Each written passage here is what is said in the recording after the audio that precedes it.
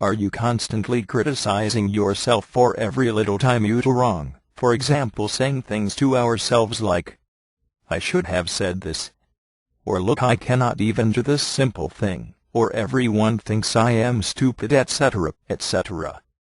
I put my hand up too. I know I am guilty of this as well as everyone. Sometimes I would say things to myself like, "I wonder will anybody read this article, or maybe they will think it stinks," etc. But when you think of it, if you had the best friend, and you talked to them like this, how long would they stay with you? Or would they even want to be around you? But we do this every day, and, when you really think about it, you will never be able to escape from you no matter how far you run. So today, give yourself a break. We often go through our day-to-day life being constantly stressed out and on edge. But, when you think about it, how much stress is actually coming from the outside, and how much are you actually making yourself going through negative thinking, and letting your imagination run away with you? So, today treat yourself, and give yourself a pep talk. Try out this exercise on yourself when you have some quiet time to yourself. Put your left hand on your heart chakra, which is a point that is in the middle of your chest, and slowly focus on your breathing. As you do this, imagine your breath coming in through your hand and into your chest, and with every inhalation feel a wave of relaxation entering with it. And as you breathe out, feel the stress going out of your body back out through your hand.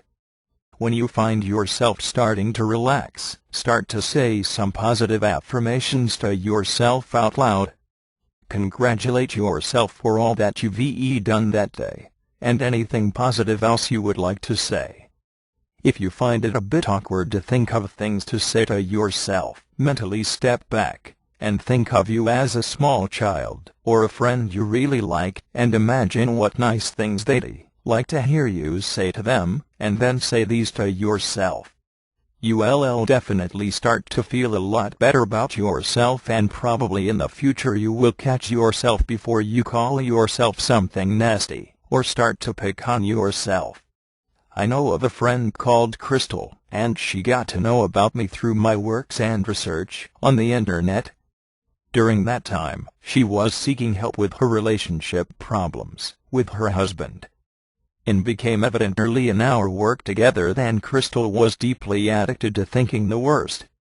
And she told me she could not help it. Her situation was making her relationship with her husband worse. Constant negativity went through her mind about every aspect of her life. She would get out of her car and worry about getting robbed. In social situations, she would tell herself that people did not like her. She was always worried about money, even though she was a successful graphic designer. Her husband could never do anything right.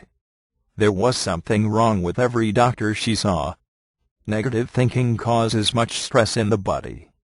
I told Crystal to imagine that she was telling these negative thoughts to a child. How would the child feel most of the time? Crystal could see that this child would, of course, feel anxious and stressed much of the time in response to all the negativity and catastrophic thinking. The medical profession has long told us that stress is one of the leading causes of illness. Stress sets into motion the body's fight or flight response, pouring cortisol into the body, and eventually exhausting the adrenal glands. Adrenal exhaustion can be one of the results of so much negative thinking. While Crystal could understand the possible effect her negative thinking was having on her health, it was extremely challenging for her to give up her negative thinking. Crystal deeply believed that her negative thinking kept her safe from disappointment. She believed that thinking the negative thought before the bad thing would happen prepared her to deal with it. She did not want to be caught off guard. She believed that she could not handle the pain of disappointment, so that if she knew about it ahead of time and actually expected it, she would not feel disappointed. In addition, Crystal believed that if she was vigilant enough and thought through all the bad things that could happen, she could prevent them. She believed that by thinking ahead, she could somehow have control over the outcome of things. Finally, Crystal also believed that she could control how people felt about her by acting right and saying the right thing. She was constantly vigilant about her behavior with others in her attempts to control how they felt about her and treated her. However, in trying to control her feelings, the feelings of other people, and the outcome of things, Crystal may have been causing her illness. The underlying cause of her negative thinking was her devotion and obsession to this control. The problem with all of this is that it is based on an illusion, the illusion of control. The fact is that Crystal could not foresee every event that could cause her some pain. She was devastated every time something happened that she had not thought of beforehand. How could something painful come out of the blue, like that? How could she have not foreseen it? The paradox of all of this is that, in trying to foresee future catastrophes, Crystal was not present in the moment. Real safety is in being present in the moment, so we can respond appropriately to whatever is happening in the moment.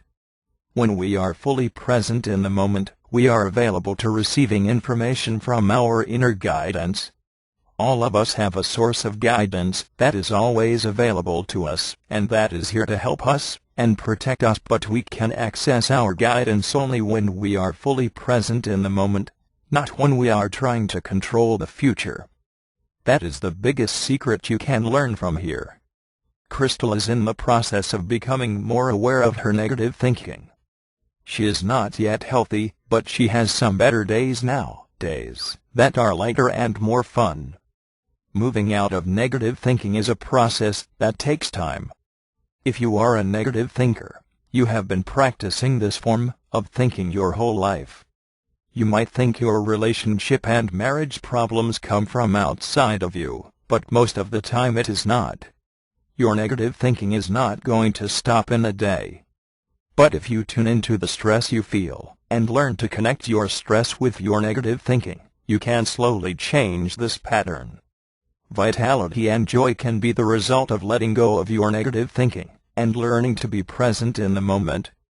Want to resolve all your relationship problems with your lover, boyfriend, girlfriend, or spouse? You can win your lover back and save your own relationship. For permanent, long-lasting results, check out the amazing resources at retrievealover.com.